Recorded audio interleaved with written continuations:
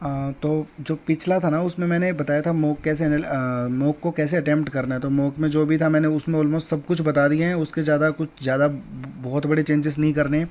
Parallelly part B जो है उसी वीडियो का कंटिन्यूएशन है, ये वो थोड़ा लंबा हो रहा था इसलिए मैं अलग से बता रहा हूँ। तो इसमें 4 टॉपिक है, रीजनिंग, इंग्लिश, मैथ और जीके। अब अगले 10 दिन में, मतलब सिर्फ 10 या 9 ही दिन बचे हैं, तो अब 9 दिन में कुछ भी बेवकूफ़ों वाली हरकत नहीं करनी।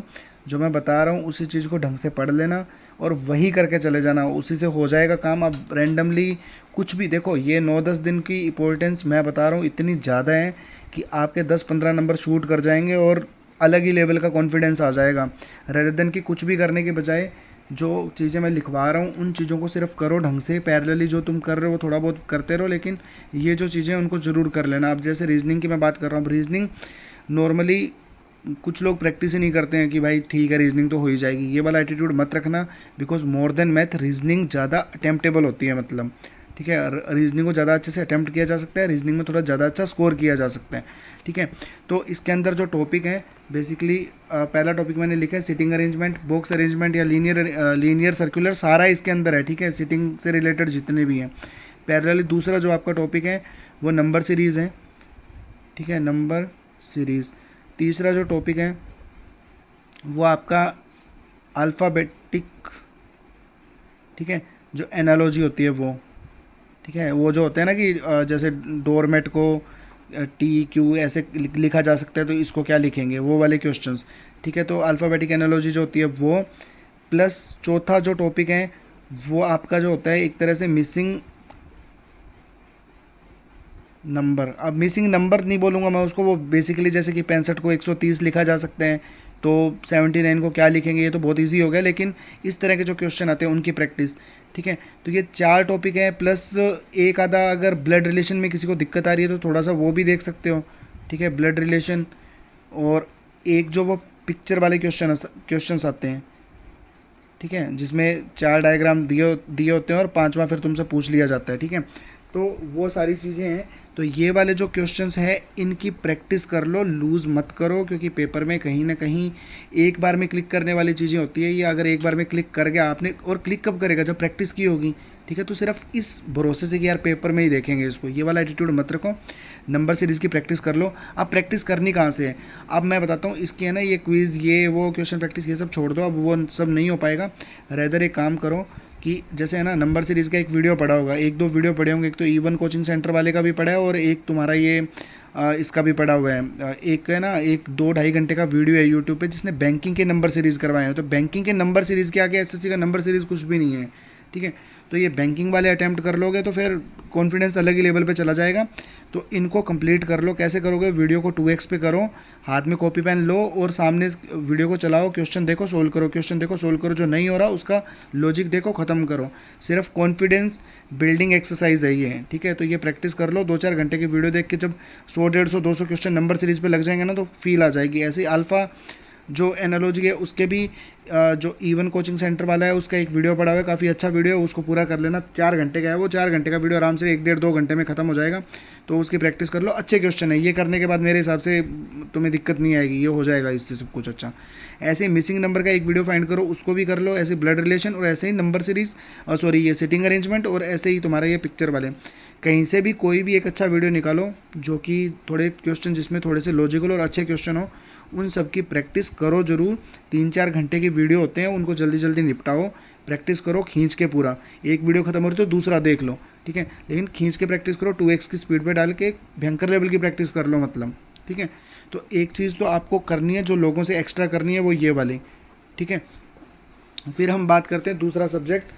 और बाकी जो टॉपिक है ना, ये डाइस वाइस, ये तो मेरे हिसाब से जो एसएससी की तैयारी कर रहा है उस वो कर ही लेता होगा सोल्व, तो उसको ऐसे इस सब में दिक्कत नहीं आएगी। लेकिन ये जो आप प्रैक्टिस करोगे ना, डेफिनेटली आपके नंबर जो 35-36 तक अटक सकते थे वो 45 तक लेके जा सकती है ये वाली चीज़ आपके 44-46 तक। क्योंकि अगर ये चीज़ें आपके सेकंडों में क्लिक कर जाएगी ना माइंड में, तो आपका बहुत टाइम बच जाएगा, और वो तब बचेगा जब ये वाली प्रैक्टिस करके जाओगे। तो ये चीज़ ज़रूर कर लेना रीजनिंग के अंदर, लूज़ मत छोड़ना इसको। ठीक है, फिर दूसरी जो चीज़ आती है वो है हम बात करते हैं इसकी, आपकी मैथ्स की बात कर लेते हैं सबसे पहले, है ना। तो मैथ्स में क्या करना है अगले 9 डेज़ के अंदर।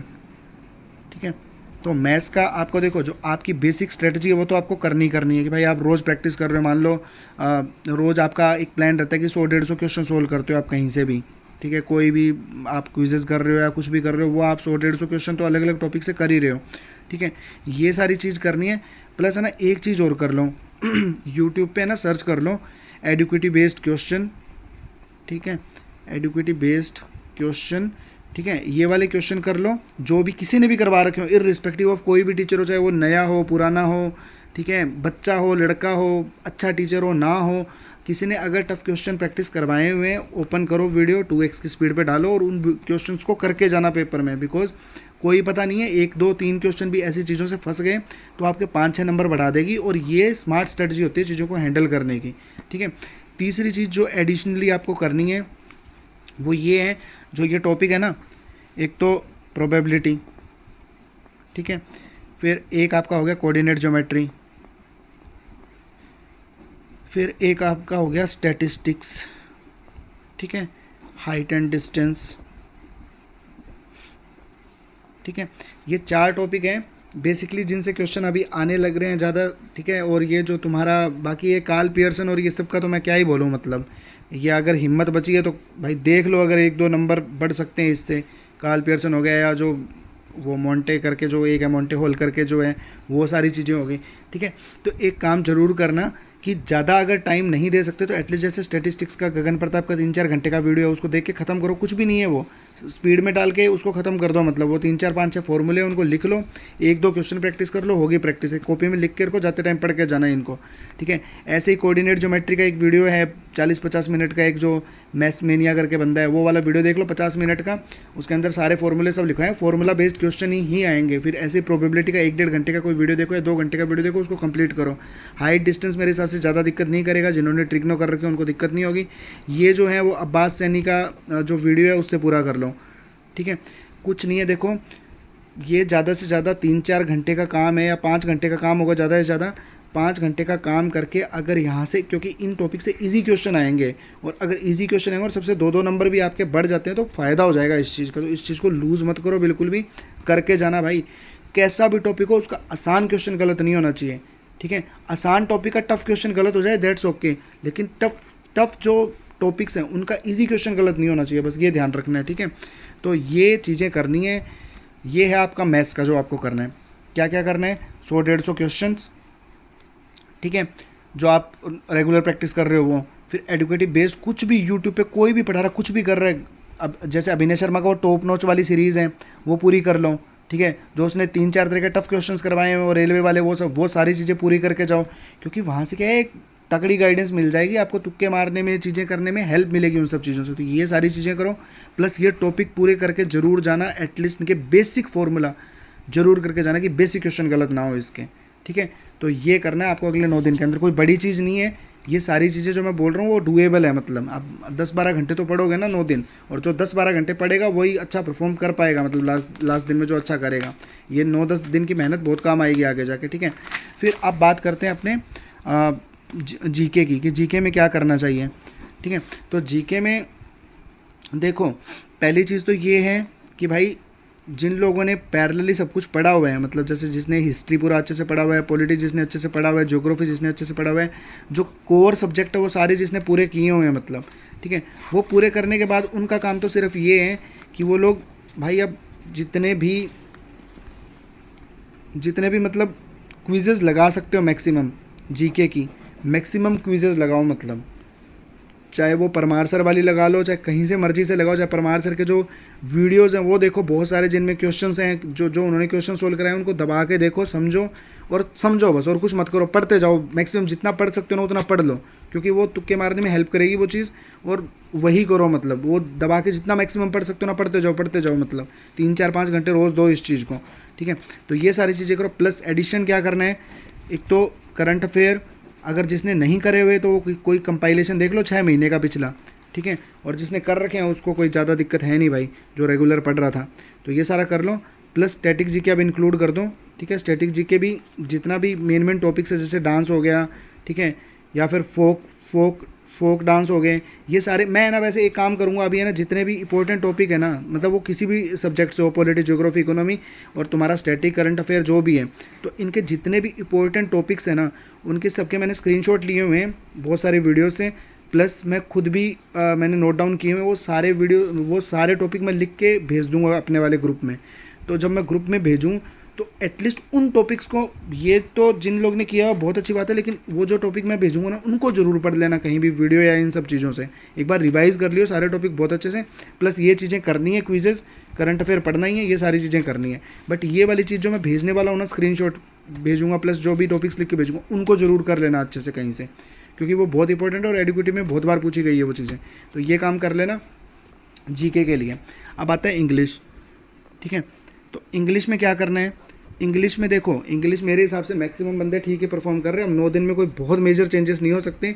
जिन लोग के इंग्लिश में 45-50 नंबर आ रहे हैं भाई, जो मोर देन 42-40 स्कोर कर रहे हैं, वो तो बहुत ज़्यादा पढ़ो मत इंग्लिश को, बाकी चीज़ों पे बहुत ज़्यादा ध्यान दो फिर, ठीक है। बाकी चीज़ें बहुत अच्छे से करो। इंग्लिश अब तुम कम भी करोगे अगले कुछ दिनों में तो भी कोई फ़र्क नहीं पड़ेगा, लेकिन जब मॉक दे रहे हो हर दिन, तो उससे तुम्हारी तैयारी हो जाएगी। जो हर दिन एक मॉक दे रहे हो ना, उससे इंग्लिश की तैयारी हो जाएगी, स्पेशली तैयारी करने की ज़रूरत नहीं है। But addition to everything whatever जो यहाँ पे है, उसमें एडिशनली एक चीज़ ज़रूर कर लेना, जो वो एसएससी लैब वालों ने एक वीडियो डाला है ना, एसएससी लैब वालों ने जो वीडियो डाला है, जिसके अंदर उन्होंने जैसे एक अभी क्या हो रहा है कि एक पैसेज आ रहा है, पैसेज के नीचे है ना एक ऐसे ही क्वेश्चन पूछ रहे हैं कि एडवर्बियल फ्रेज है या प्रोनाउन वाला है या कुछ, मतलब वो टेक्निकल चीज़ें पूछ रहे हैं। तो वो जो 15-16 मिनट का वीडियो उसको देख लो, क्योंकि अगर 15-16 मिनट का वीडियो देखने से 3-4 क्वेश्चन सही हो रहे हैं, वो भी फ्री फोकट के, जिसमें ये पैरा पढ़ने की भी ज़रूरत नहीं है, तो भाई ज़रूर कर लो इस चीज़ को। 15-16 मिनट से कुछ नहीं जाने वाला। और ये वीडियो नहीं पसंद आए तो कोई और देख लो, लेकिन वो चीज़ कर लो, जो आई है उसको कर लो, मतलब उसको लूज़ मत करो बिल्कुल भी, ठीक है। तो ये ज़रूर कर लेना जिसकी तैयारी इंग्लिश में अच्छी है। लेकिन जिनकी तैयारी इंग्लिश में अच्छी नहीं है, नंबर कम आ रहे हैं ना जिनके, वो देखो वकैब वकूब तो बहुत ज़्यादा याद होनी नहीं, जहाँ से तुमने वकैब पढ़ी है वही पढ़ लो जितना पढ़ सकते हो। लेकिन पैरेलली यार आप क्विजेज़ लगाते रहो, बस मैक्सिमम जितनी क्विजेज़ हो सकती है ना वो क्विजेज़ लगाओ इंग्लिश की, ठीक है। जो भी आप इंग्लिश माध्यम से लगा रहे हो या कहीं से भी लगा रहे हो, वो वहाँ से क्विजेज़ वगैरह लगाते रहो। थोड़ी बहुत ग्रामर रिवाइज कर लो, बस यही एक चीज़ करी जा सकती है अगले 9 दिनों में। लेकिन ये वाला वीडियो तुम लोग भी देखना, ठीक है। बट जिनके नंबर ठीक आ रहे हैं या एवरेज से थोड़े ज़्यादा आ रहे हैं, वो ये सारी चीज़ें, ये वीडियो प्लस मॉक, बस जिनके 40-45 नंबर आ रहे हैं उनको बहुत ज़्यादा इस पे ध्यान नहीं देना, उनको सिर्फ एक ये वीडियो कंप्लीट करना है और मॉक लगाना है बस रोज़ एक, जो ये एक मतलब फुल मॉक लगाते हैं वो वाला। और जिनके कम आ रहे हैं वो भाई ग्रामर थोड़ी रिवाइज़ करो, प्लस क्विजेज़ लगाओ दबा के इसकी, ठीक है। तो ये बेसिक फंडा है अगले 9 दिनों का, और यही फॉलो करना है बहुत अच्छे से, ठीक है। और किसी को डाउट हो तो मेरे को पर्सनली मैसेज कर देना भाई, ठीक है।